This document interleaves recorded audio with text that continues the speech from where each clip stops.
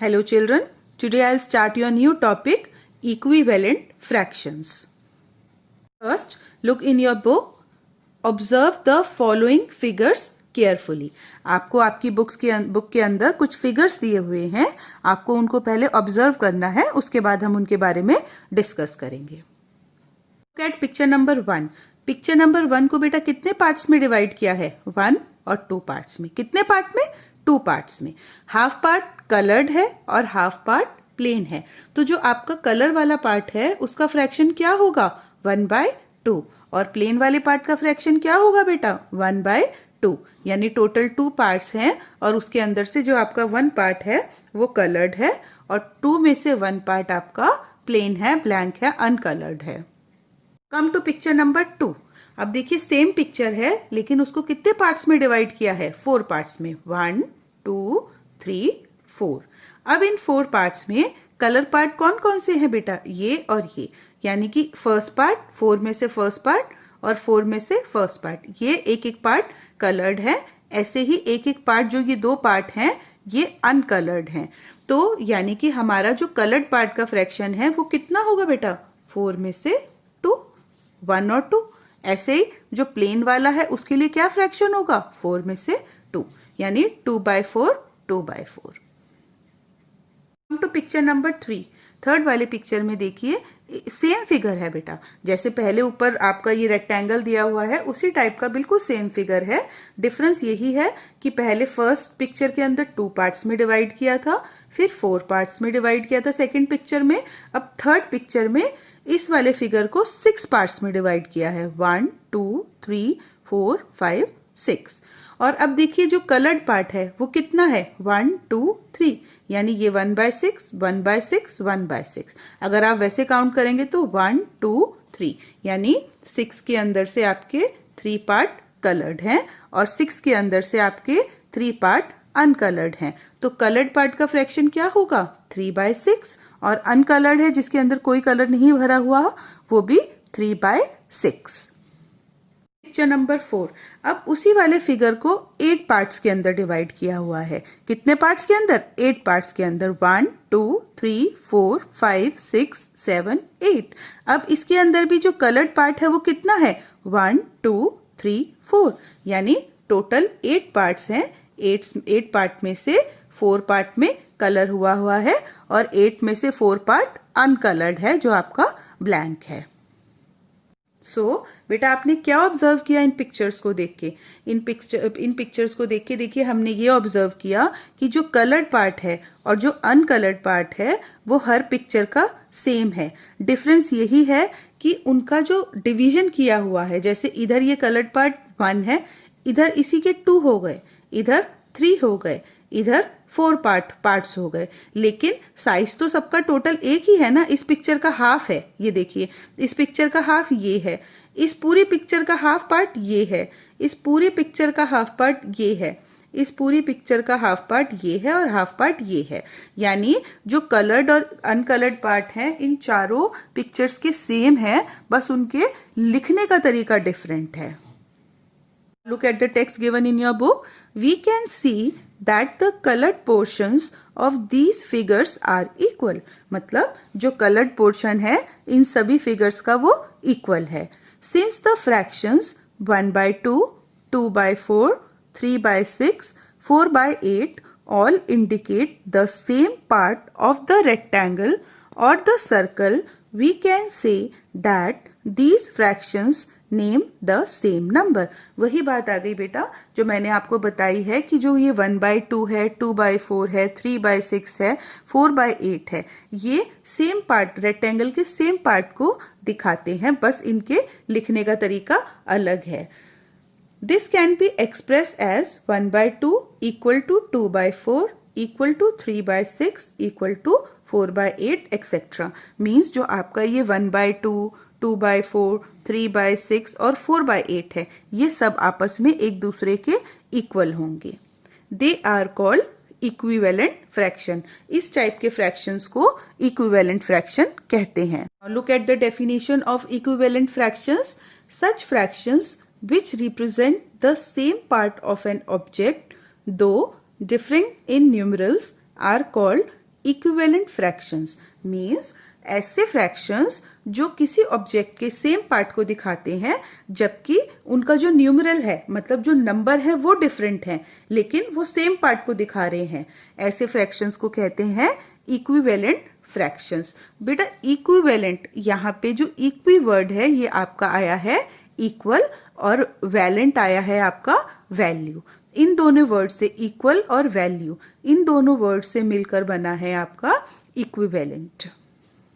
Now come to the next part of this topic, how to find equivalent fractions. Means आपको कोई fraction दिया हुआ है तो आप उसके equivalent fractions कैसे निकालेंगे। I have written one example. Look at example number 1. Write next 4 fractions equivalent to 2/5. आपको एक फ्रैक्शन दिया हुआ है 2/5, आपको इसके नेक्स्ट 4 इक्विवेलेंट फ्रैक्शंस निकालने हैं।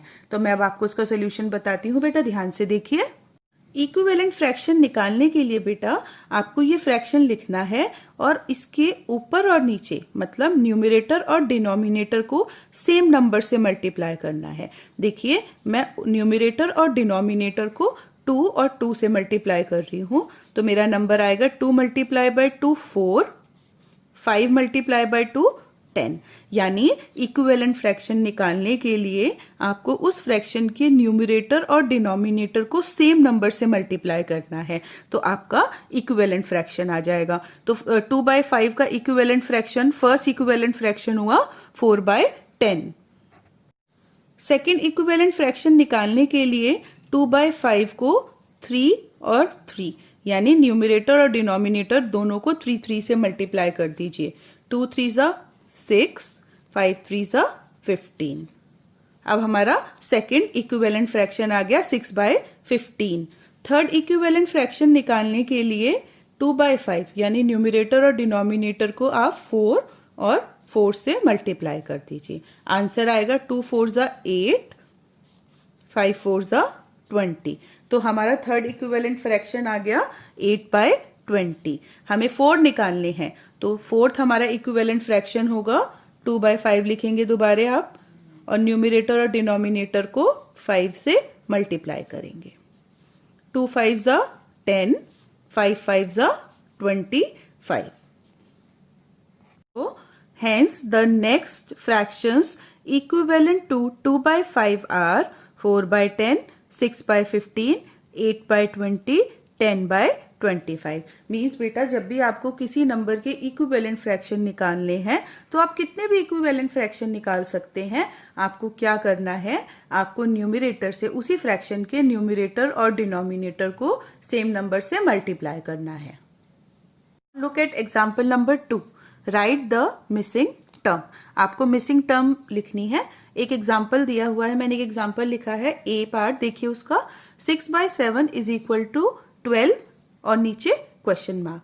मीन्स 6/7 का जो इक्विवेलेंट फ्रैक्शन है, ऊपर तो उन्होंने लिख दिया कि 12 है, नीचे आपको बताना है कि क्या आएगा उस इक्विवेलेंट फ्रैक्शन में। तो अब आपको क्या करना है बेटा, बहुत ध्यान से देखिए। आपको 6/7 नीचे लिखना है इक्वल टू 12।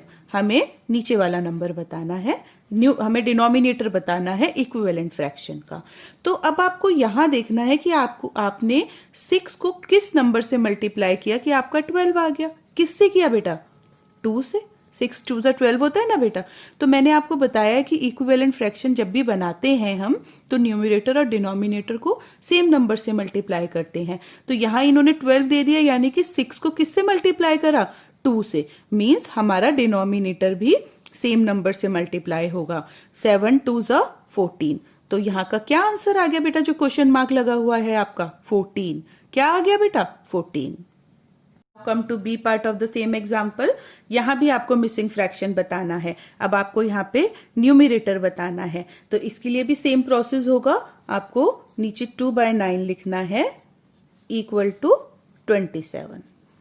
अब आपको जो दिया हुआ होता है ना बेटा, उसको आप सोचते हैं कि 9 को किस नंबर के साथ मल्टीप्लाई करूं कि 27 आ जाए। तो 9 को किस नंबर के साथ मल्टीप्लाई करेंगे कि 27 आ जाए। 9 की टेबल आप रीड करेंगे तो 9 3 27 होता है ना बेटा, क्योंकि ये हमारा इक्विवेलेंट है तो ऊपर भी सेम नंबर से मल्टीप्लाई होगा। नीचे 3 से है तो ऊपर भी 3 से मल्टीप्लाई होगा। आंसर आएगा आपका 2 3 ज़ा 6। आपका यही क्वेश्चन मार्क था ना बेटा न्यूमरेटर में, तो क्या आंसर होगा न्यूमरेटर का? 6। Now look at the C part. देखिए बेटा सी पार्ट में मैंने बहुत सारे फ्रैक्शंस लिखे हुए हैं और सबका कुछ कुछ मिसिंग है।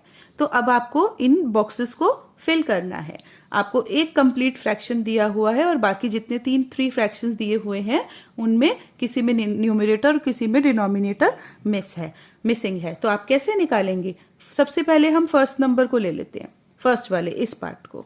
2/5 इक्वल टू 8 नीचे ब्लैंक। अब आप 2 को किस नंबर के साथ मल्टीप्लाई करेंगे? आप नीचे लिखेंगे 2/5 इज इक्वल टू 8 और ये आपको बताना है। तो आपको वही सेम प्रोसेस है। 2 को आप किस नंबर के साथ मल्टीप्लाई करेंगे कि 8 आ जाए? आप 2 को मल्टीप्लाई करेंगे 4। आपको 2 की टेबल काउंट करनी है। 2 4 ज़ा 8 होता है। तो आपको डिनोमिनेटर को भी सेम नंबर के साथ मल्टीप्लाई करना है। 5 4 ज़ा 20। तो आंसर क्या आया बेटा आपका? 20। आपको 20 यहां लिखना है।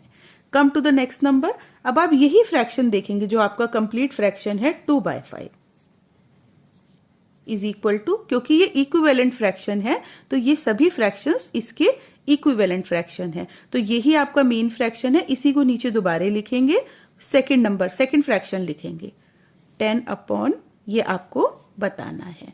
तो अब आप 2 को किस नंबर के साथ मल्टीप्लाई करेंगे कि 10 आ जाए? आप मल्टीप्लाई करेंगे 2 को 5 के साथ। जब आप न्यूमरेटर को 5 के साथ मल्टीप्लाई कर रहे हैं तो डिनोमिनेटर को भी बेटा 5 के साथ मल्टीप्लाई करेंगे। तो 5 5 ज़ा 25। तो यहां क्या आएगा बेटा आपका? 25। Come to the next part.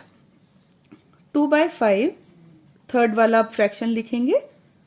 Numerator में आपका बॉक्स है और डिनोमिनेटर में 15 है। तो जो आपको दिया हुआ होता है उसी फ्रैक्शन को हम देखते हैं कि हमने किसके साथ मल्टीप्लाई करा तब वो फ्रैक्शन आया। अब आपको देखना है कि 5 को आप किस नंबर के साथ मल्टीप्लाई करेंगे कि 15 आ जाए। तो आप 5 की टेबल रीड करेंगे 5 3 सा। जब आपने 5 को 3 से मल्टीप्लाई करा तो 2 को भी 3 के साथ मल्टीप्लाई करेंगे। न्यूमरेटर और डिनोमिनेटर को सेम नंबर के साथ मल्टीप्लाई करना है। तो 2 3 ज़ा 6। क्या आएगा आपका न्यूमरेटर में इधर ऊपर? 6। देखिए आपकी पूरी चेन कंप्लीट हो गई ना बेटा। तो जब आपको ऐसे क्वेश्चन आएंगे तो आप इसी तरीके से इंडिविजुअल फर्स्ट फ्रैक्शन को लिखेंगे और नेक्स्ट फ्रैक्शन को लिख के फिर सेकंड पार्ट में नेक्स्ट को लिखेंगे, थर्ड में नेक्स्ट को। इस तरीके से आप सभी नंबर्स को कैलकुलेट करके ऊपर बॉक्सेस को फिल करेंगे। Now come to the next topic, checking whether given fractions are equivalent और नॉट। मीन्स आप ये कैसे चेक करेंगे कि जो आपको फ्रैक्शंस दिए हुए हैं वो इक्विवेलेंट है या नहीं है। तो I have written one example, 2/7 equal to 4/14। अब आपको ये चेक करना है कि क्या 2/7 4/14 के इक्वल है। तो बेटा आप इसके लिए क्या करेंगे कि आप क्रॉस मल्टीप्लाई करेंगे। यानी जो ये वाला फ्रैक्शन है 2/7, इसके न्यूमरेटर को 4/14 के डिनोमिनेटर से, एक का न्यूमरेटर एक का डिनोमिनेटर, इनको मल्टीप्लाई करेंगे। फिर इसका डिनोमिनेटर और इस वाले फ्रैक्शन का न्यूमरेटर, यानी कि 2 × 14। आप देखेंगे कितना आता है। आप मल्टीप्लाई करेंगे 14 2 ज़ा 28 और ऐसे ही 7 को 4 से मल्टीप्लाई करेंगे। 7 × 4 क्या है आपका? 7 4 ज़ा 28। ये दोनों इक्वल आ गए। मीन्स जो आपका गिवन फ्रैक्शन है ये इक्विवेलेंट फ्रैक्शन है। आपको क्या करना है, आप दोबारा सुनिए। आपको एक फ्रैक्शन के न्यूमरेटर को दूसरे फ्रैक्शन के डिनोमिनेटर के साथ मल्टीप्लाई करना है। अगर वो दोनों नंबर इक्वल आ जाते हैं तो दैट मीन्स जो आपके दोनों गिवन फ्रैक्शंस हैं वो इक्विवेलेंट फ्रैक्शंस हैं। अगर वो इक्वल नहीं आते तो वो इक्विवेलेंट फ्रैक्शंस नहीं होंगे।